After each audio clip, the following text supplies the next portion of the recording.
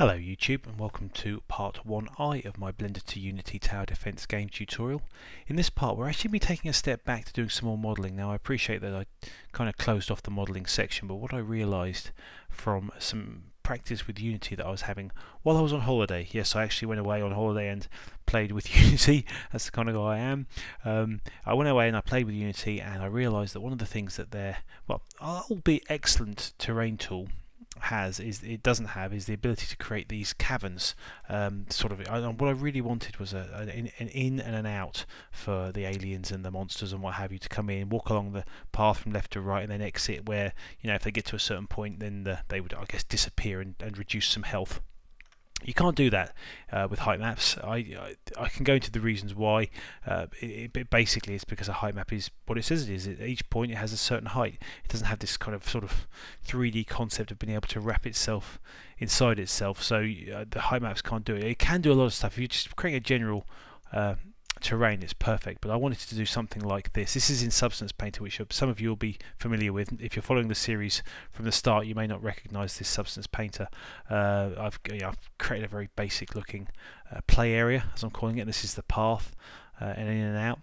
In Blender it looks a bit more like this, which is pretty horrible, but I was only really using it as a kind of reference. I got the image in and just played around just to try and get trying to get it roughly the right size and get some bumps in to make it look somewhere near realistic. It's not going to be great. I'm not after perfection here, because, you know, at the end of the day this is a prototype, and if I find that something doesn't work, I'd really be cursing if I'd spent many hours, you know, creating a beautiful terrain with wonderful assets only to find that it wasn't quite right and I had to go back to the drawing board. So I'm going to keep it very simple. We'll create these caverns.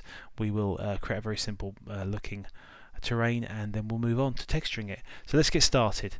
If I just go File, New, go Startup File, I will delete the default cube and I will add a mesh, a plane. I am going to go for a 48 by 48 mesh, 48 by 48 face mesh here for my height map. So let's just do that now. If I just go in and do W subdivide, to get 48 you just take one away from it, so I'll divide it 47 times and that will give me a 48 by 48 mesh. And I can tell you that that's 48 because it's got 2,304 faces, and if you times 48 by 48 you will get 2,304. Now the next thing you need to ask is, well, how big do you want the play area to be? And I have been thinking about this, and this could go badly wrong, but the thing I was thinking was that maybe I should go for a 16 by 9 play area, so 16 tiles by 9 tiles area. My rationale behind that is that iOS devices, Android devices, computers, tablets, TVs, almost all of them now are 16 by 9 widescreen, aren't they? So if I did that for the play area, it might fit nicely into sort of, you know, into a front end, into the front end game, and look, you know, just bang on when people see it on the screen. I could be wrong. It may not be the right, you know, square may be the way to go, but for now I'm going to try it 16 by 9. So I'll do the usual. I'll just initially go in, get rid of that lot, and just delete the vertices, and I'll add a mirror. Okay, and then what I'll do is I will go in. Initially I'll just add a new material just to get us started, and then I'll Control Tab 3, and because it's 16 by 9, it means we're not going to be bang on the center. So 16 means we need to go 8 this way, don't it? 1, 2, 3, 4, 5, 6, 7, 8. And what I'll do is I'll create another material, new, and then I'll just change the color to something bluish, dark blue, something like that's fine, and assign those to it.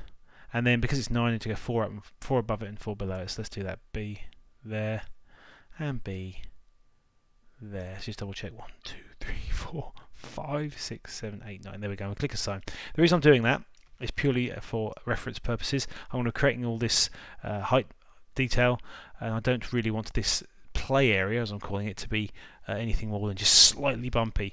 I could make it bumpy, but then I'd have to consider how the various monsters and aliens walked across it, and I just want to keep that flat for now.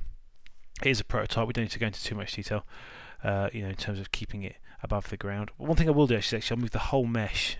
Let's try back out GZ, just a nudge up so it doesn't clash with that grid. Okay, going back in. The next thing I'm going to do, now, last time I tried this, it didn't go very well. Let's pray it's going to go quite well this time. Is I'm going to create these caverns. Okay, so I'll just I clicked there by the way, and I did Control right click, and I'll do Shift click and Control right click, and then Shift right click, Control right click. Okay, and we will. This is going to be our cavern. And then what I'll do is I'll extrude this up. Okay, and then what I will do is I will do Shift H to hide everything else. I don't need to do that. Let's do Alt H. I'm going to try something that's slightly different now. A, and then just click there. Excuse me. Control click, and just grab it on the Z. Okay, and then what I'll do now, select those and those, and just scale them on the Y. Start pulling them out. Okay, I'll just maybe just grab those guys. Just, is it those ones? Yeah, scale on the Y, just to so nothing's too close. I'll add edge loop. While I'm at it, I'll just go around the back, faces, and just get rid of those. My intention, by the way, is that when we play the game, it'll always be kind of showing the terrain. You'll never be able to see the sky, because I think if I go down that road, then you may be able to clearly see that it's a mesh. There are ways around that. You can, add additional sort of mountain textures, assets, excuse me, behind it. But I'm not going to do that. I'm going to try and keep the camera panned quite close, like that, something like that. You see, so I'll zoom around. This is what they can do. They can zoom in and they can zoom out, but never far enough to be able to see like that the outside world. Okay, we'll get carrying on, just making this look something like a cavern. You're thinking, well, hang on a minute, it looks more like looks more like an entrance to a marquee, and you're right. We'll sculpt around this in a second. So just scale that out like on the Y. Let's keep it honest, and again, just no, that's okay. That's okay. I'll just grab that, pull that across. No, that's okay. We're okay here. I might just grab that. Come on, don't do this to me. There we go. Alt right click and Alt Shift right click. I might just grab that on the Z. And then scale on the Y. Yeah. What's that done to my flatness? It's not done a great job, has it? It's okay. Let's just quickly pop it back into vertex mode. Grab those on the Z and just pull them down. Okay, how's that looking? Yeah, that's looking okay. You might think, well, we'll sculpt this in a second, so it'll look a whole lot better. I am now going to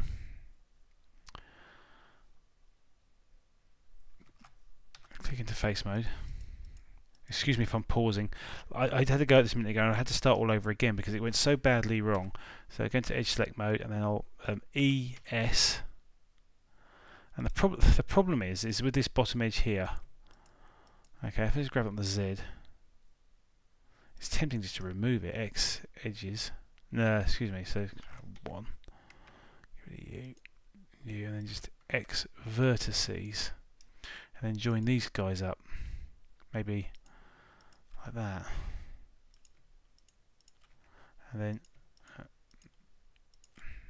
I think that's rubbish. Okay, I'm gonna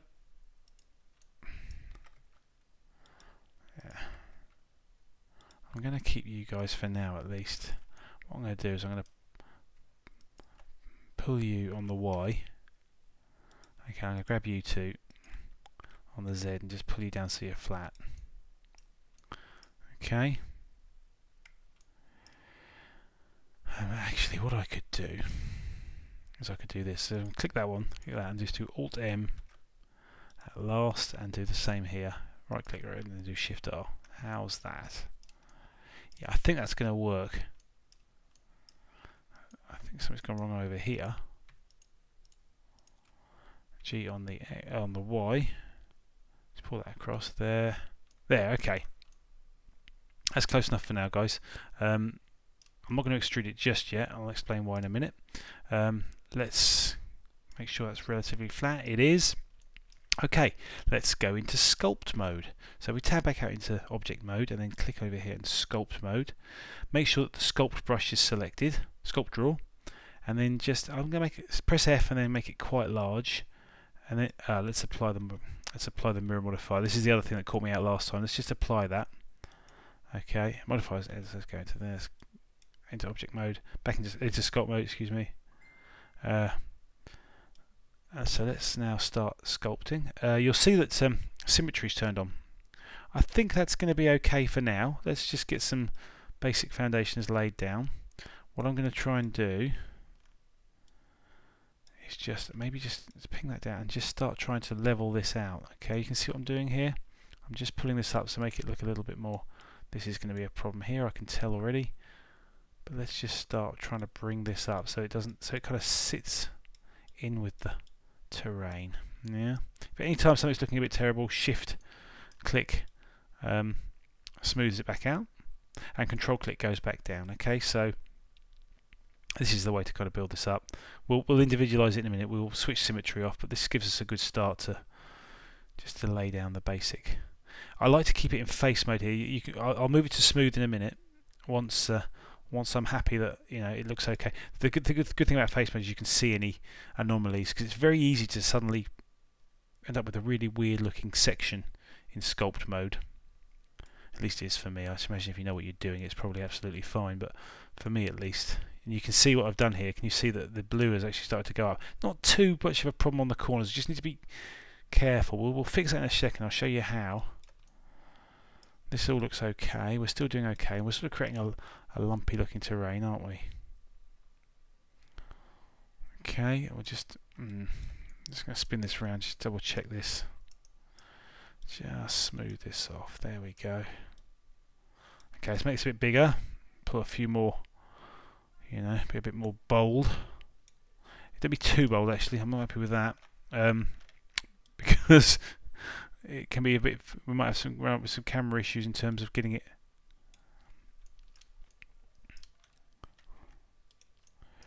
making sure that we can see the player. If we go a bit too bold, we'll end up with something too high. If you see what I mean, I'm trying to sort of keep these bits at a low angle. We're nearly there, guys. We're nearly there. I'm getting very happy with the way this is looking. This blue bit's too high. Yeah, much too high. Let's just control click that and just bring that down a bit, and then we'll just smooth that out. Okay, and the same. Okay, you'll notice that I haven't extruded those yet, by the way. That is deliberate. Again, another little problem I came across. Right.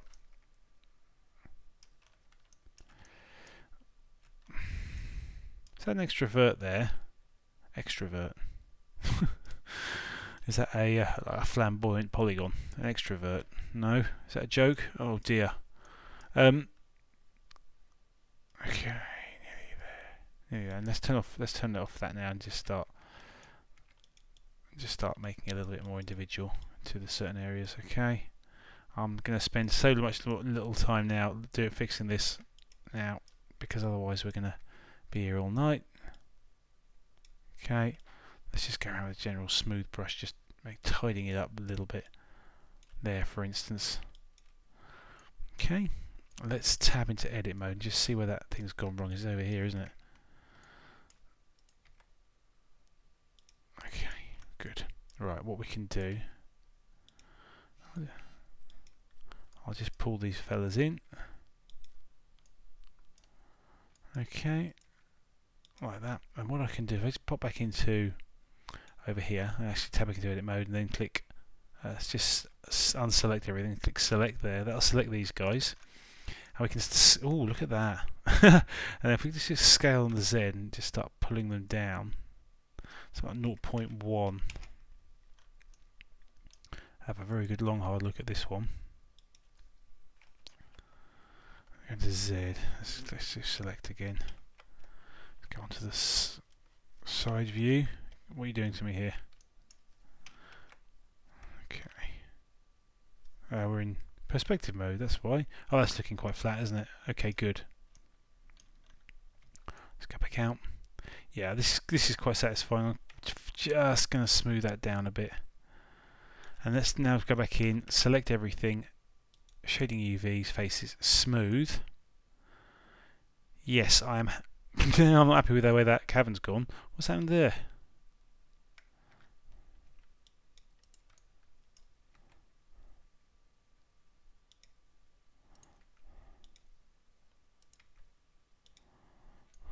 Okay.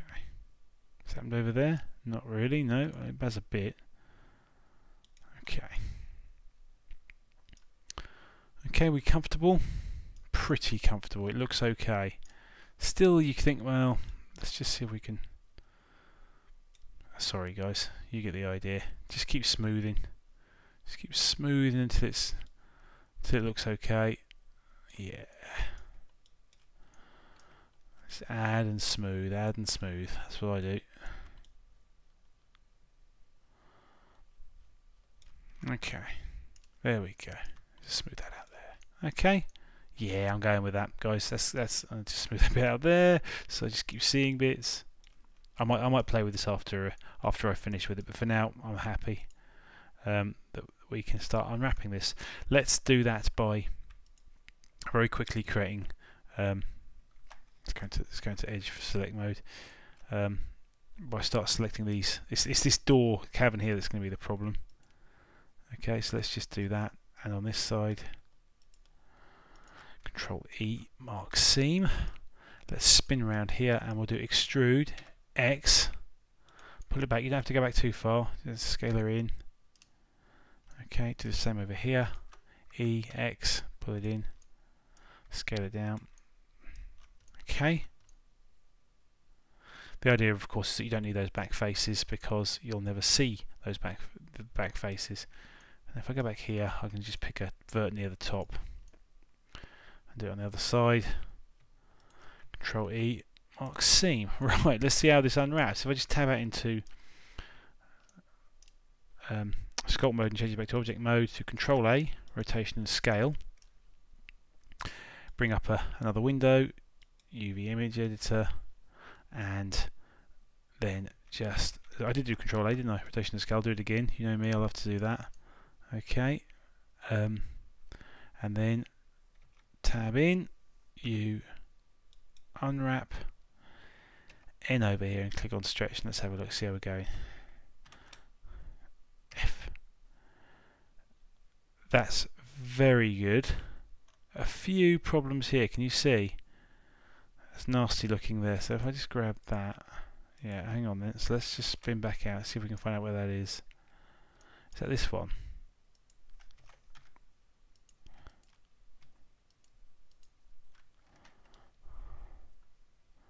Where are you, monkey? It's there, isn't it? I think it's because I tried to sort of solve that little problem, didn't I? Let's just bring those up a nudge. Particularly the edge, the corners don't matter because you're never going to have too much action in the corner. Okay, so let's now do tab out again. You unwrap. That's a bit better. Okay, and we might be able to squeeze a little bit more texture space out of this. Maybe. Yeah.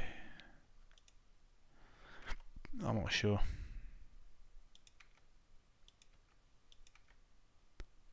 Okay, just selecting these, grabbing them, rotating them, you know, that sort of thing.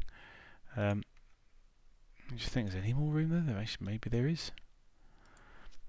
L, R, swing it over there. Is there a gap? A small one. What do you think? Should we give it a go? There's definitely a small amount of scaling, isn't there? There we go. Make it as big as possible. Okay. Oh, excuse me. Let's have a quick peek what that's going to look like, and we can do that by, well, let's just get rid of material 1 for now, and then we'll just grab this fella, click on textures. Now, what I did was I went over to my YouTube channel. What I did is search for Moon Textures Seamless on Google. There are plenty of them. I think I ended up settling for this one here, which is the cuzimage.com. Pretty basic. Pick your favourite. they're not all seamless, even though they say they are. Some of them are weird sizes. You probably should go for 512 by 512 or 1024 by 1024. If they're not that size, I'd consider playing around with them in GIMP first or Photoshop just to make sure that they tile correctly. Okay, I did do some of these. I mean, some of these are Shutterstock ones, so you can't use these. I'd imagine you can use them if you're testing them, playing with them. But if you're going to charge any money, then forget it. All right. So let's add a new texture.